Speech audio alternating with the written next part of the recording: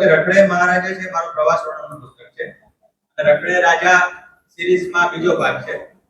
હવે અમારે ત્યાં એવું કહેવત હતી કે રખડે રાજા.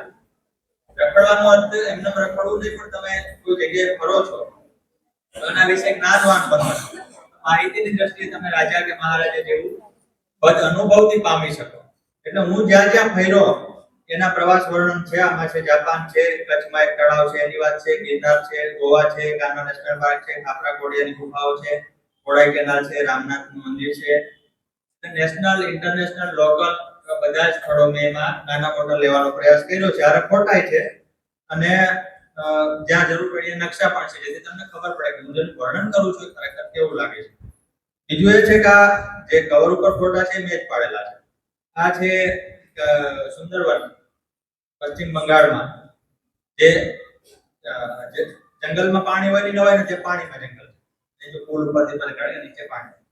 આ જાપાનનું એક ગામ છે, કે બધા હેરિટેજ મકાનો છે અને દૂરથી દેખાય છે પણ 5-5 માળ ઊંચા મકાનો છે, જેની છત 2 ફૂટ જાડા કાચની બનેલી.